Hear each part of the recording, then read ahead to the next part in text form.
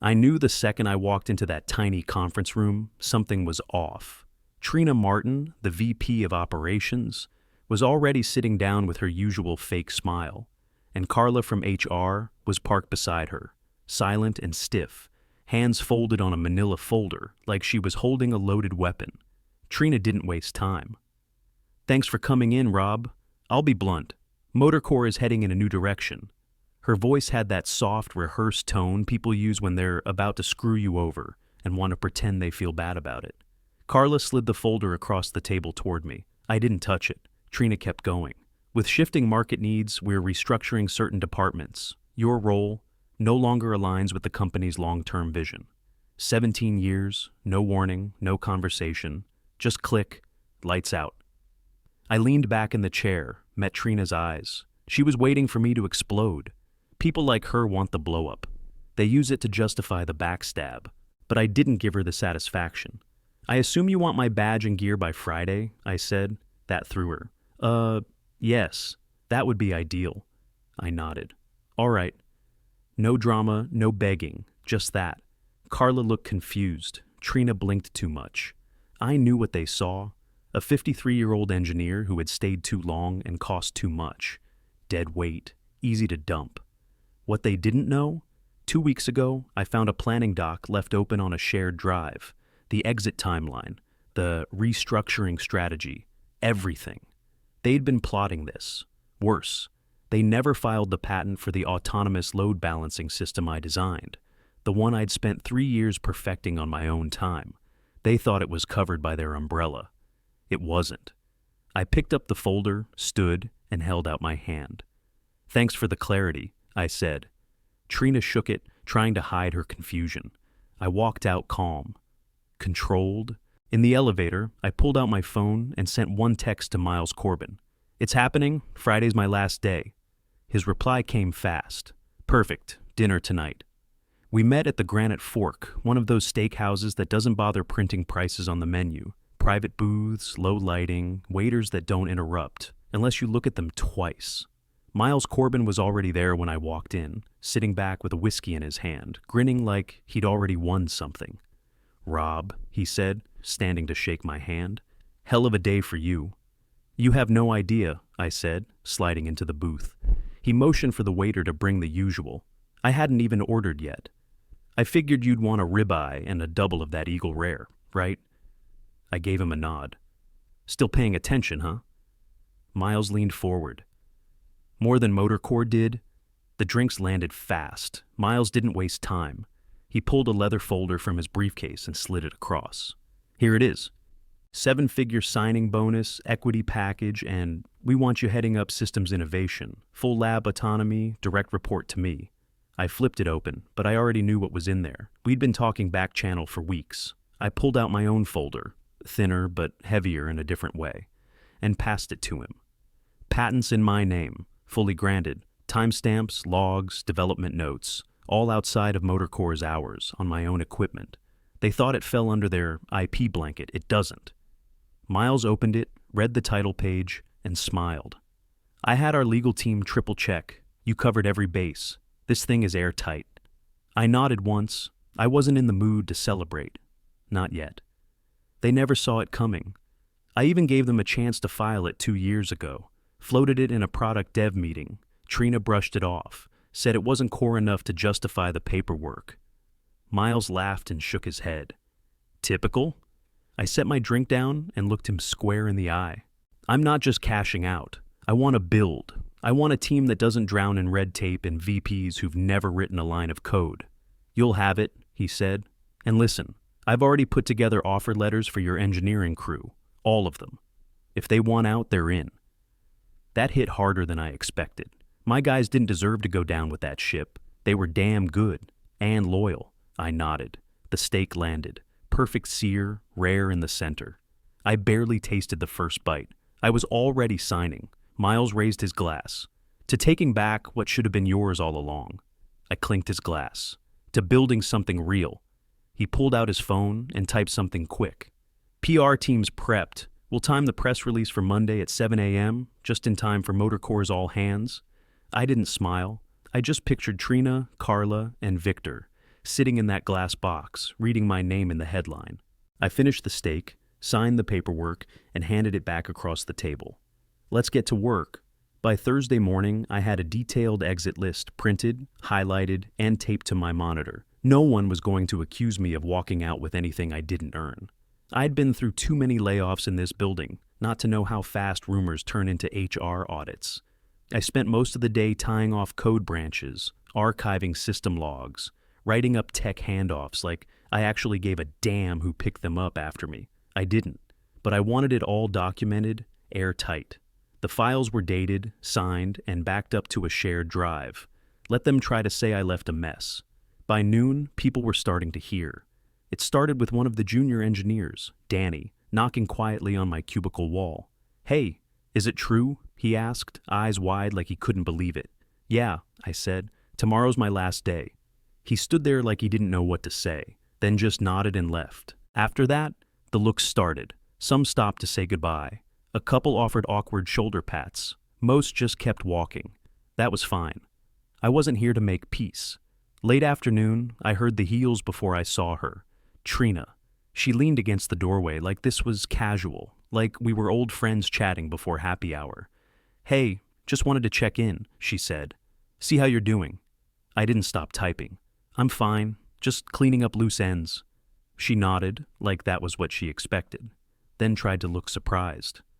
A lot of people were caught off guard. 17 years is a long time. I finally turned to look at her. "Yeah, long enough to build something solid." She tilted her head. "You've got something lined up already?" I smiled just enough. "Something in motion. I'll be all right." Her eyes flicked away for a second, then right back. She shrugged like she didn't care, but her voice tightened up. "Well, best of luck, Rob. Really." She walked off before I could respond. I watched her disappear around the corner. By Friday afternoon, I had everything boxed. Manuals, notebooks, my spare keyboard, even that busted old mug that leaked more than it held. And the award. That one stopped me. A cheap glass paperweight they gave me 5 years ago. Etched with Breakthrough Innovation Load Balancing System. The same system I'd just licensed to their biggest competitor. I wrapped it in bubble wrap and stuck it on top of the box. On the way out, I left my badge, phone, and laptop with Carla, who barely made eye contact. She clicked through a checklist like she was ordering lunch. "That everything?" she asked. "Yep, nothing left." I carried the box out myself. No send-off, no cake, just the automatic doors hissing open like they were glad to be done with me. Outside, I stopped at the edge of the parking lot and looked back up at the glass tower. Top floor still gleaming in the sun, smug and hollow. "Monday's gonna be fun," I muttered. I set the box in the trunk, slammed it shut, and drove off without looking back. Monday morning hit clear and cold. I pulled into Titan's lot at 6:52 in a new charcoal suit that still had the tailor's crease in the sleeves. First day of the rest of my life, and I walked through those front doors like I'd owned them for years. Titan's HQ was all steel and sharp edges, built like they wanted you to know they didn't play games. The front desk had my badge ready, already coded and printed. I clipped it on and took the elevator straight to the executive floor. By the time I stepped into my new office, corner window, real wood desk, 2 monitors already set up, it was 6:59. At exactly 7 a.m., the press release dropped. Titan Mobility announces licensing deal with inventor of groundbreaking vehicle system. Robert Dane joins as Chief of Systems Innovation. The title hit every major wire service within 10 minutes. It was all over LinkedIn, industry feeds, even a couple of tech blogs that usually ignored anything without a touchscreen. Miles popped into my office holding 2 coffees. "You see it yet?" I held up my phone. "I saw it go live. The language is solid." He nodded. "Legal's thrilled, and I quote, 'Any manufacturer using this system now needs a license from Titan Mobility.' Even MotorCore? Especially MotorCore. By 9:30, my phone was vibrating non-stop. "What the hell did you do? Is this real?" "Dude, that's your name in the headline?" I didn't answer right away. I opened the company email system, pulled up the draft offers Miles's HR team had prepped, and forwarded them directly to my old crew, the ones who mattered. Subject line, "If you're ready, so are we." A minute later, Danny replied, "Holy shit, respect, I'm in." 2 others followed right after. I just sat back and let the messages roll in. Meanwhile, Titan's PR team kept feeding the story. A polished video of me walking the lab floor, diagrams of the load balancing system animated like something out of a sci-fi movie. A quote from Miles calling it, "the most disruptive advancement in performance logistics since adaptive steering." Disruptive. Yeah, that was one word for it. From what Miles told me, MotorCore's executive floor was in total meltdown. Their 9 a.m. Monday strategy meeting had derailed before it even started. Victor, in the CEO, stormed in late after seeing the press blast, demanding to know why no one had seen this coming, because they didn't look. They thought I was old, tired, loyal to a fault, a cog, dead weight. What they didn't realize was that their lead product, the one they'd built half their next-gen platform around, ran on tech they didn't own. My system, my name, my patent.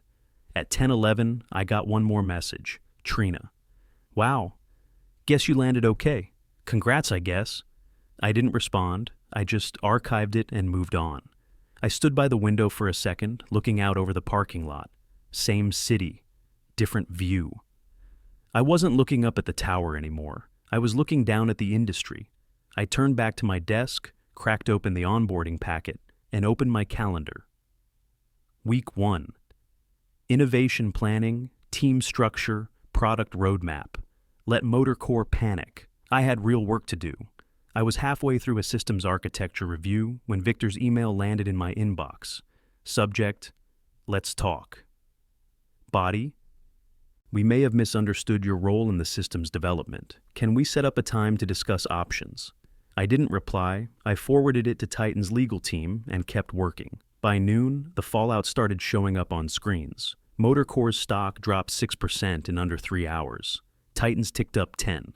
Their press office had barely said a word. The market was just reacting to what it already knew. I stayed locked in.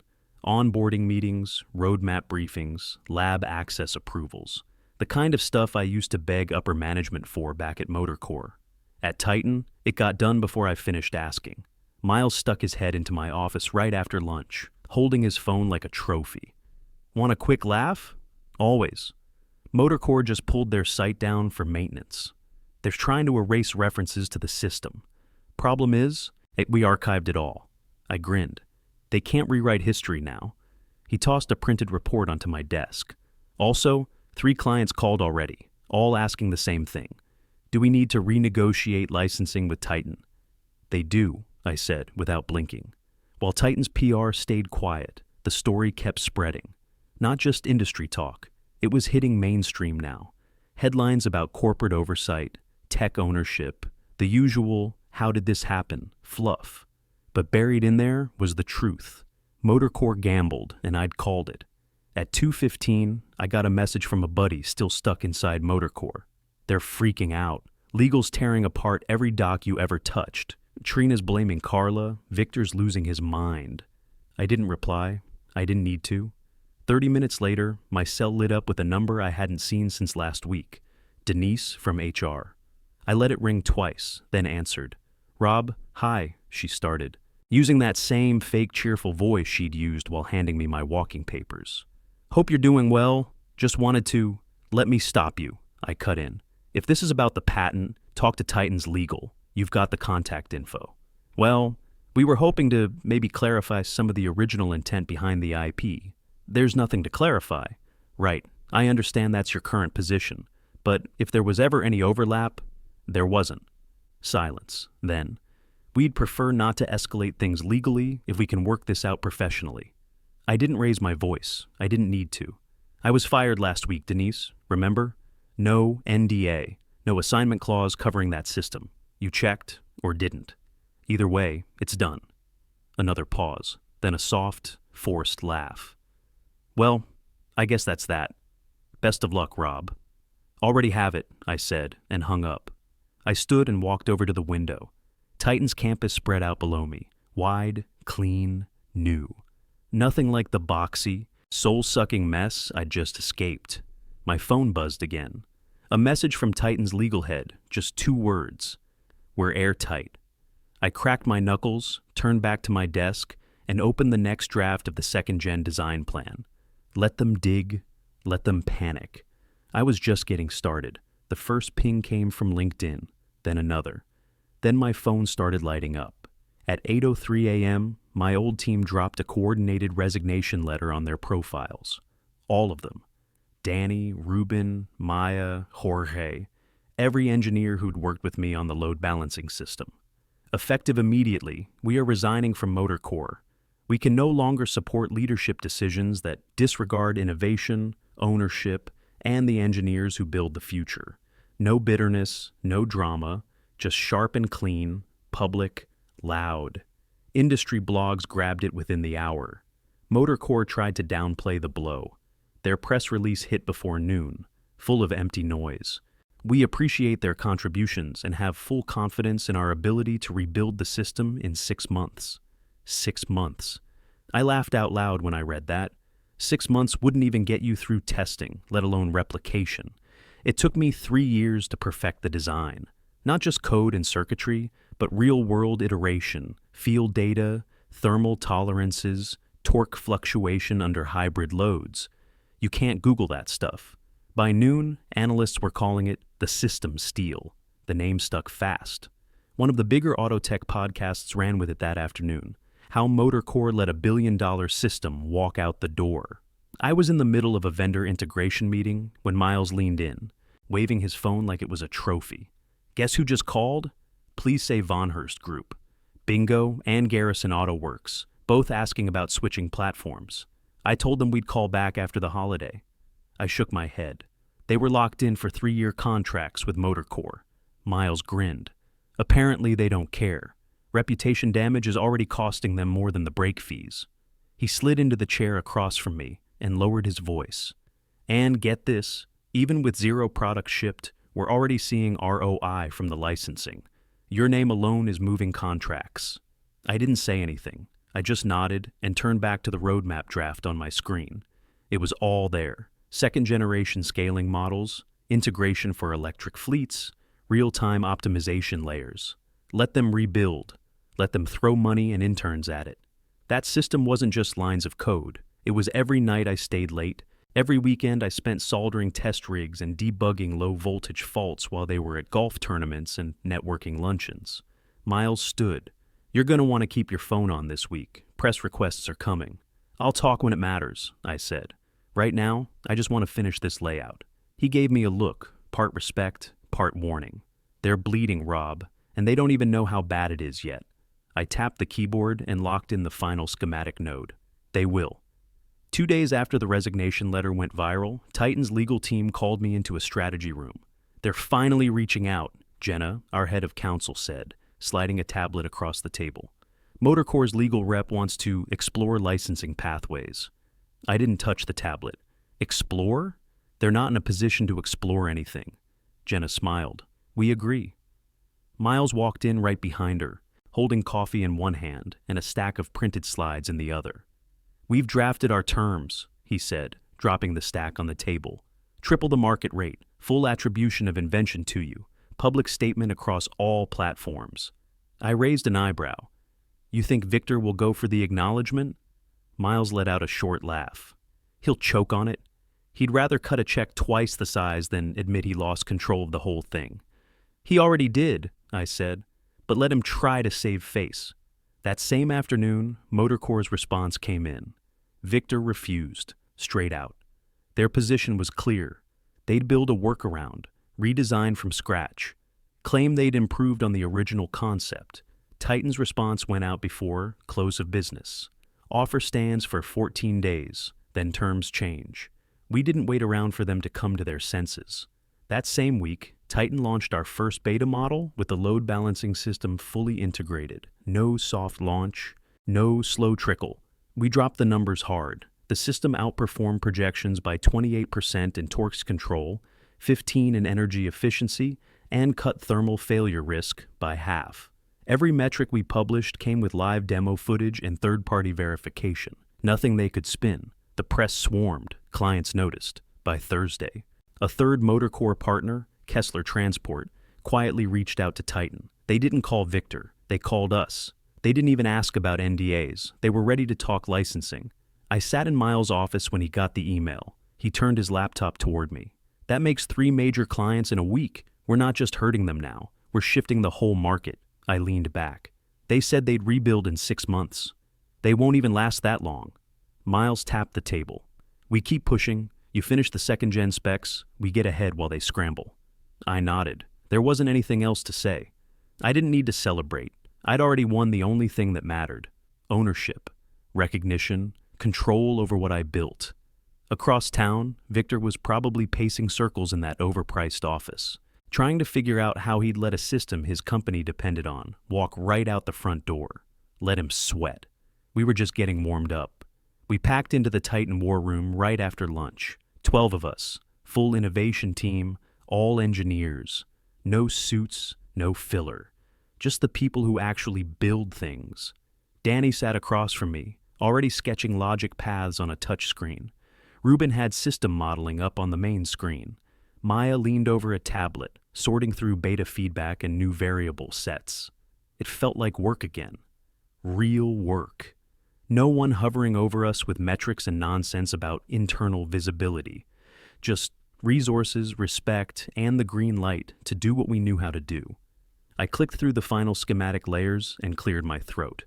All right, second-gen system. We're locking in modular expansion, live diagnostic loops, and edge node autonomy for long hauls. Ruben, you'll handle integration flow. Maya, prediction modeling. She nodded. Already running prototypes. We went back and forth for another hour. No grandstanding, no politics. Just build, improve, solve. Right in the middle of a discussion about AI assist layers, Miles popped his head in. You guys are going to want to see this. He held up his phone. I grabbed mine. Already buzzing. Breaking, MotorCore CEO and VP of Ops. Step down amid IP scandal sources, confirmed general counsel also exits. The article dropped names fast. Victor, out. Trina, out.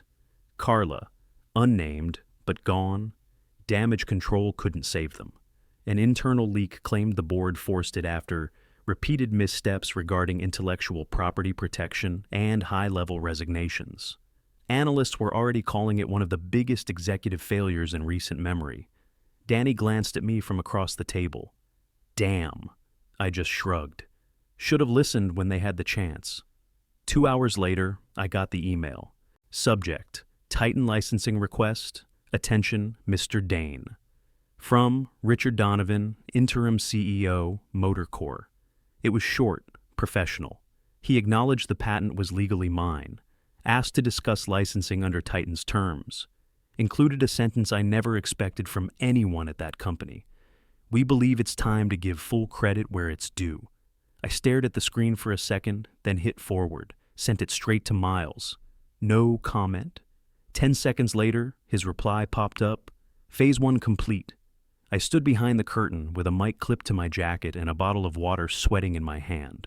The hall beyond was packed. Engineers, execs, students, vendors. The National Mobility Expo had always been the place for industry talk, but this year was different. Last year I was sitting in the 4th row, badge flipped backward, watching someone else get applause for work that looked a hell of a lot like mine. This time, I was the one walking out to the podium. The announcer gave a short intro. Chief of Systems Innovation at Titan Mobility, holder of multiple patents, including the most disruptive performance system of the past decade. Applause. Bright lights. I stepped out and kept my voice steady. I'm not here to give a feel-good story, I said. I'm here to talk about 3 things: innovation, ownership, and documentation. I didn't need to name MotorCore. Everyone already knew.